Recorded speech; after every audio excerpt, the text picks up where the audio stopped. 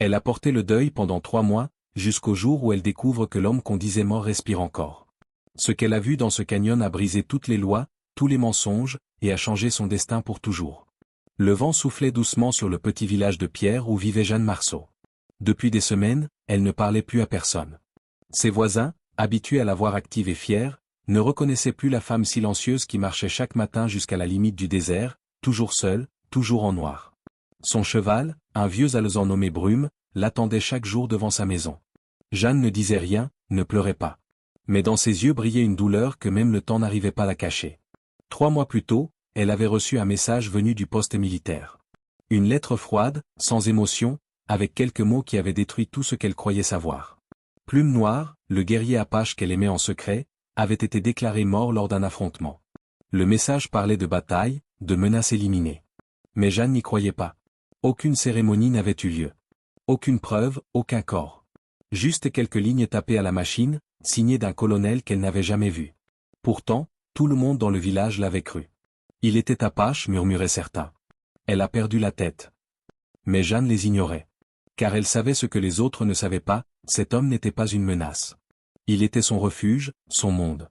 Dans une boîte en bois sous son lit, elle gardait un bracelet. Un simple bijou de cuir et de perles bleues. C'était lui qui le lui avait offert. Il disait que ces pierres portaient chance. Maintenant, elle les serrait dans sa main chaque nuit, comme si elle pouvait faire revenir ce qu'on lui avait pris. Elle ne rêvait plus. Elle ne souriait plus. Son cœur ne battait plus qu'à moitié. Mais au fond de son silence, quelque chose changeait. Ce n'était pas de la tristesse. C'était plus dur, plus profond. Une sorte de feu qui refusait de mourir. Et dans ce feu, une idée commençait à naître. Chaque soir, quand le ciel devenait rouge et que le silence tombait sur le village, Jeanne rentrait dans sa petite maison de pierre. Elle n'allumait presque jamais de lumière. Le feu dans l'âtre suffisait. Là, assise seule devant la flamme qui dansait, elle ouvrait lentement la boîte en bois sous son lit. À l'intérieur reposait ce qu'elle considérait comme le dernier morceau de vérité dans un monde rempli de mensonges. Un bracelet en cuir brun, tressé de ses mains, avec 3 perles bleues au centre. C'était Plume Noire qui le lui avait noué au poignet un soir où le vent chantait doucement entre les arbres. Il lui avait dit, avec ce regard calme qu'elle n'avait jamais oublié, « Ces pierres viennent de ma terre. Elles protègent. Elles parlent au cœur. » Depuis l'annonce de sa mort, Jeanne n'avait plus retiré le bracelet.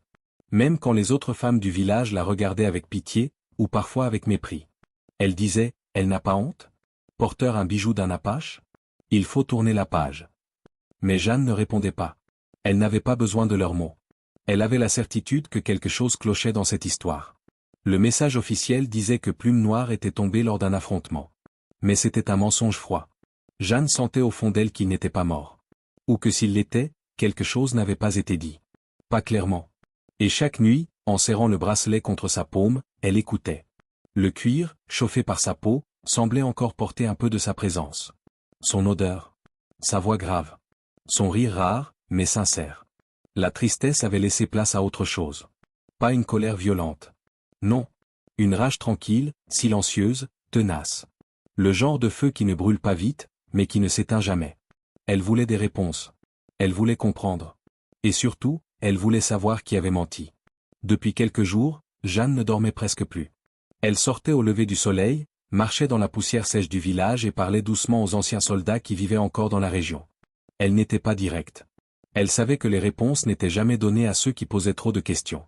« Tu te souviens de ce colonel aux bottes brillantes ?» demandait-elle en offrant du café noir à un vieil homme au regard fatigué. « Celui qui campait près des montagnes rouges, il y a quelques mois ?» Les réponses venaient lentement, en morceaux. Des noms, des lieux, des dates floues. Mais petit à petit, une vérité se dessinait. L'escadron qui avait envoyé le message sur la mort de Plume Noire s'était installé près des monts rouges, là où les rochers sont aussi hauts que des clochers, là où la terre semble cacher des secrets anciens. Jeanne rentrait chaque soir avec de nouvelles informations. Elle traçait des lignes sur de vieilles cartes qu'elle avait trouvées dans la grange de son père. Elle marquait les sentiers, les points d'eau, les zones de passage possibles. Elle notait tout. Le passé ne pouvait pas mentir à une femme qui savait écouter la terre. Et si cette histoire vous a touché, dites-le moi dans les commentaires. Pensez à mettre un j'aime et à vous abonner pour ne rien manquer. Merci pour votre soutien. Dans un tiroir de sa commode, elle retrouva un vieux revolver qu'elle n'avait pas touché depuis des années. Elle le nettoya avec soin, chaque pièce luisant sous la lumière de la lampe. Ce n'était pas pour se venger, du moins pas encore. C'était pour se protéger, pour être prête à faire face à ce qu'elle découvrirait. Elle prépara aussi une petite sacoche avec des vivres, une gourde, et quelques outils. Chaque geste qu'elle faisait semblait guidé par une force intérieure. Elle n'était plus seulement une femme en deuil. Elle devenait une femme en marche vers la vérité. Et cette vérité, elle en était certaine, ne se trouvait pas dans les mots des soldats, ni dans les regards fuyants du village. Elle était là-bas, quelque part dans la poussière brûlante des monts rouges. L'aube était encore timide quand Jeanne harnacha Brume, son cheval fidèle, et quitta le village sans un mot. Le ciel était pâle, presque blanc, et l'air portait cette fraîcheur sèche propre aux terres désertiques. Elle avait laissé une lettre sur sa table, courte, claire, « Je reviens quand j'aurai trouvé ce que je cherche ». La route vers les monts rouges était longue et peu fréquentée. Les pierres rouges, les cactus tordus et le silence profond formaient un monde à part. Jeanne avançait sans relâche, le regard fixé droit devant, ses pensées tournées vers lui. Chaque pas de Brume faisait remonter un souvenir. Elle se rappelait les moments simples, les mains de Plume Noire effleurant les siennes près du feu, les regards échangés dans l'ombre des rochers, ces mots murmurés dans une langue qu'elle comprenait sans la parler. Il ne parlait jamais beaucoup, mais chaque mot portait du sens. Le désert lui parlait de lui. Chaque souffle de vent lui rappelait sa voix. Chaque ligne de roche ressemblait à une cicatrice oubliée. C'était comme si la terre se souvenait de son passage. Le jour, elle avançait lentement, évitant les sentiers visibles. La prudence guidait ses pas. La nuit, elle dormait à la belle étoile, son revolver contre elle, le bracelet serré autour de son poignet. Même quand la fatigue la gagnait, elle ne ralentissait pas. L'amour qu'elle portait à Plume Noire et la colère née du mensonge formaient une force qui ne faiblissait pas. Elle n'était pas une guerrière. Pas une aventurière non plus. Juste une femme poussée par la certitude que l'homme qu'elle avait aimé méritait plus que quelques lignes dans une lettre militaire. Il méritait la vérité. Et dans ce désert sans pitié, où chaque pas soulevait la poussière du passé, Jeanne avançait. Seule, mais pas vide. Portée par un feu intérieur que rien ne pouvait éteindre. Le soleil était déjà haut lorsque Jeanne atteignit enfin les abords du canyon. Le sol y était rouge, sec, craquelé. Des traces de sabots formaient des lignes fraîches dans la poussière. Elle mit pied à terre et guida Brume par la bride, avançant à pas lents vers le rebord qui surplombait la vallée en contrebas. Elle s'abaissa derrière un rocher, sortit une petite longue-vue qu'elle avait empruntée à un vieux garde-chasse du village, et observa. Là, au fond du canyon, un petit camp militaire était installé. Des tentes, un feu qui fumait encore faiblement, des chevaux attachés, et des soldats en uniforme bleu. Ils parlaient fort, mais Jeanne était trop loin pour comprendre leurs mots.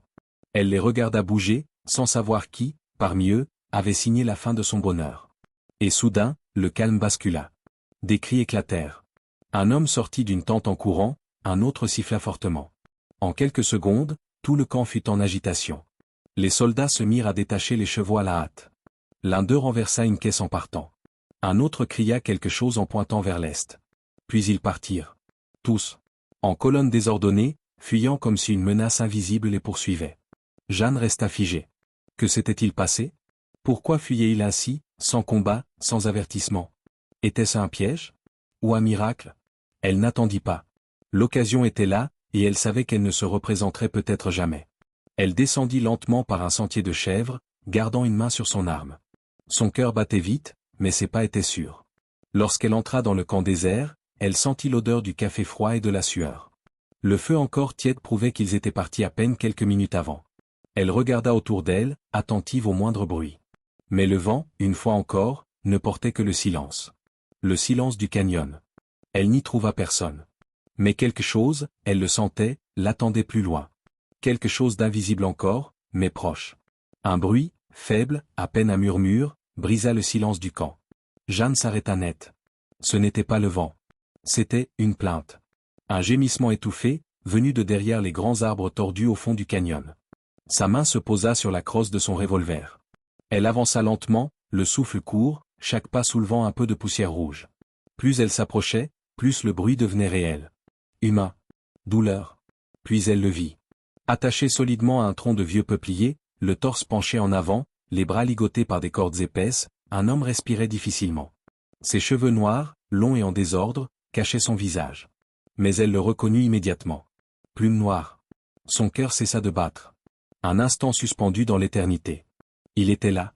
Vivant. Elle lâcha son arme. Ses jambes tremblaient. Ses yeux se remplirent de larmes sans qu'elle s'en rende compte. Elle s'approcha en courant.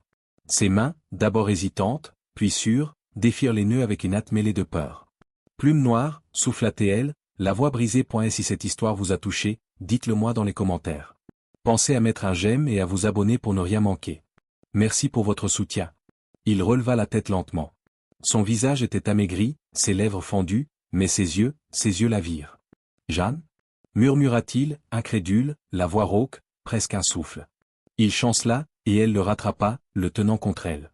Il était brûlant de fièvre. Des taches sombres couvraient ses vêtements, et ses poignets portaient les marques profondes des cordes. Mais il respirait. Il vivait. Elle serra son visage contre le sien, incapable de parler. Tout ce qu'elle avait cru perdu revenait d'un seul coup, brutal et doux à la fois. Le bracelet qu'elle portait se coinça entre eux comme un signe. Elle n'était pas folle. On lui avait menti. Et lui aussi. Mais ils étaient ensemble. Et c'était tout ce qui comptait à cet instant. Plume Noire reposait contre Jeanne, haletant, le regard encore brumeux de douleur. Elle l'avait aidé à boire un peu d'eau de sa gourde, et maintenant, ils étaient à genoux, à l'ombre d'un rocher, le souffle court mais l'instant suspendu. Il posa doucement sa main sur la sienne. Sa voix était faible, mais ses mots étaient clairs. « Je te croyais morte. » Jeanne releva la tête, surprise. « Comment ça ?» Il ferma un instant les yeux, comme s'il devait se forcer à revivre les souvenirs. « Ils m'ont montré une lettre. Un télégramme. Disant que ton ranch avait été attaqué. Que tu étais morte, brûlée dans l'incendie. Je n'ai pas voulu y croire, mais ils ont insisté. Chaque jour, ils répétaient que tu n'existais plus. » Le cœur de Jeanne se serra. Elle murmura, « Moi aussi, j'ai reçu un message. Ils ont dit que tu étais tombée pendant une bataille. Que ton corps avait été enterré près du fort. » Ils restèrent un moment sans parler. Le vent soulevait doucement la poussière autour d'eux, comme si le désert lui-même écoutait. Plume Noire reprit, « Ils voulaient me briser. Ils savaient que je ne leur dirais rien. Mais si j'étais seul, vraiment seul, peut-être que je parlerais. Ils voulaient connaître les lieux de refuge de mon peuple. Les chemins que nous prenons. Les camps d'hiver. Mais je n'ai jamais cédé. » Jeanne sentit une colère froide monter en elle. Ils avaient joué avec leur cœur, leur vie, juste pour du pouvoir, pour du contrôle. Ils ont utilisé la douleur comme une arme, dit-elle, les mâchoires serrées. Plume Noire acquiesça faiblement. Mais la douleur ne m'a pas détruit. Elle m'a tenu debout. Parce qu'au fond, une partie de moi refusait de croire que tu étais vraiment parti. Jeanne serra sa main plus fort. Ils ont échoué. Nous sommes vivants. Ensemble. Leurs regards se croisèrent, pleins de fatigue, mais aussi d'une force nouvelle. Ils comprenaient enfin. Ce n'était pas la mort qui avait voulu les séparer. C'était le mensonge. Le bruit des sabots résonna soudain dans le canyon. Lointain, mais rapide. Jeanne tendit l'oreille. Les soldats revenaient. Plume Noire, adossée au rocher, tenta de se relever, mais ses jambes tremblaient encore. Jeanne s'agenouilla près de lui et l'aida doucement à se redresser. Il avait perdu beaucoup de force, mais son regard restait clair. Il ne voulait pas mourir ici. Pas maintenant. Tiens bon, dit-elle. Je vais te sortir de là. Avec effort, elle le guida jusqu'à Brume, son cheval. L'animal hennit doucement, comme s'il comprenait l'urgence. Jeanne plaça une main dans le dos de Plume Noire et l'aida à grimper en selle.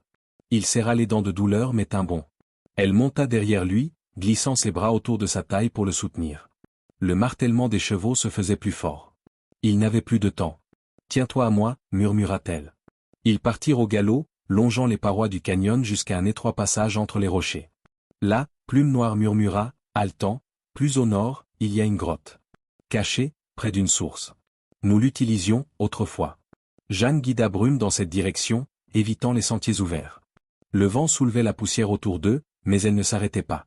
Chaque tournant du chemin semblait une éternité, chaque bruit derrière elle, une menace. Enfin, ils trouvèrent l'entrée, une fente étroite entre deux falaises. À l'intérieur, un couloir sombre débouchait sur une cavité plus large, fraîche, avec un petit filet d'eau qui coulait le long de la roche. Un sanctuaire caché. Elle aida Plume Noire à descendre. Il s'effondra doucement sur un lit de sable. Jeanne fouilla dans sa sacoche, sortit une bande de tissu propre, de l'eau, un petit couteau. Elle nettoya ses plaies, recousit un tissu sur sa blessure la plus profonde. Ses gestes étaient précis. Calme. Mais son cœur battait fort. Quand elle eut fini, elle s'assit près de lui. Pour la première fois depuis des semaines, elle sentit quelque chose de nouveau s'installer dans l'air. Un souffle d'espoir. Le silence de la grotte n'était pas vide. Il était doux, paisible. Le filet d'eau qui glissait entre les pierres produisait un chant discret, comme une berceuse venue de la terre elle-même. La lumière filtrée par l'ouverture dessinait des reflets dorés sur les parois. Jeanne, assise contre la roche, regardait Plume Noire dormir. Sa respiration était lente, mais régulière. Il reprenait des forces. Elle avait lavé ses plaies, changé ses bandages, et maintenant, elle veillait, le cœur un peu plus léger. Quand il ouvrit les yeux, elle sourit doucement. « Tu te sens mieux ?» Il hocha la tête. Ils restèrent un moment sans parler. Puis, d'une voix calme, Plume Noire demanda, « Et maintenant ? Que faisons-nous » Jeanne leva les yeux vers l'ouverture de la grotte. Le monde extérieur était encore là. Avec ses lois, ses regards, sa peur de ceux qui étaient différents. « Je ne veux plus vivre dans le mensonge, dit-elle. Je ne veux plus me cacher pour aimer quelqu'un. Je veux une vie simple. Une maison. Un endroit à nous. Loin du bruit. Loin des fusils et des uniformes. » Plume Noire fixa la lumière qui dansait sur les pierres. « Chez mon peuple, il y a des vallées secrètes. Des lieux où la terre est généreuse. Où personne ne vient imposer ses lois. Là-bas, nous pourrions vivre libres. » Jeanne le regarda avec espoir. « Crois-tu qu'il m'accepterait ? Moi, la fille d'un fermier blanc ?» Il tendit la main et la posa sur la sienne. « Ceux qui comprennent le cœur n'ont pas besoin de couleur pour aimer. Les autres, n'ont pas leur place près de nous. » Elle sentit les larmes monter à nouveau, mais cette fois, ce n'était pas de la douleur. C'était un mélange de soulagement, de fatigue, et de gratitude. « Alors allons-y, dit-elle. Commençons une vie où l'amour n'est pas une honte, mais une force. » Dans cette grotte, entre pierre et silence, ils échangèrent cette promesse simple, bâtir un monde à eux, même petit, même caché, mais vrai. Des semaines passèrent. Et si cette histoire vous a touché, dites-le moi dans les commentaires. Pensez à mettre un j'aime et à vous abonner pour ne rien manquer. Merci pour votre soutien. Guidés par les souvenirs de Plume Noire, ils traversèrent collines, forêts sèches et passages secrets, jusqu'à atteindre un lieu que seule la mémoire des anciens connaissait encore, une vallée cachée, loin des routes, protégée par les falaises rouges. Là, la nature parlait un autre langage. L'herbe poussait près d'un ruisseau clair. Les oiseaux chantaient sans peur. Et surtout, il n'y avait ni mur, ni jugement, ni soldats. Ils construisirent une petite maison de bois et de pierre, à la main, avec patience. Jeanne apprit à planter, à élever les bêtes avec les traditions des Apaches. Plume Noire, lui, guérit lentement. Son corps retrouva des forces. Son cœur, lui, battait fort dès qu'il croisait le regard de Jeanne. Peu à peu, d'autres les rejoignirent. Des couples venus de différentes terres. Des gens rejetés, moqués, blessés par un monde qui ne voulait pas d'eux. Ici, ils trouvèrent un refuge. Une communauté discrète, soudée par la même envie, vivre libre, aimer sans peur. Jeanne portait toujours le bracelet au poignet. Il n'était plus seulement un souvenir. Il était devenu un symbole. Chaque personne arrivée dans la vallée en recevait une copie, faite à la main. 3 perles, comme 3 promesses, paix, respect, fidélité. Les enfants qui naquirent dans la vallée grandirent entre 2 cultures. Ils apprirent à parler 2 langues, à connaître 2 visions du monde, mais surtout à aimer sans frontières. Les récits autour du feu parlaient souvent de Jeanne et Plume Noire, de leur fuite, de leur foi, de leur force. Parmi les rochers rouges, leur histoire devint légende. On dit que certains soirs, quand le vent souffle fort et que la lumière du ciel touche les montagnes, on peut encore entendre, dans l'écho, un galop discret, et 2 voix mêlées. Celle d'un Apache au regard calme. Et celle d'une femme qui avait tout perdu, sauf le courage d'aimer jusqu'au bout. Si cette histoire vous a touché, dites-le moi dans les commentaires. Pensez à mettre un j'aime et à vous abonner pour ne rien manquer. Merci pour votre soutien.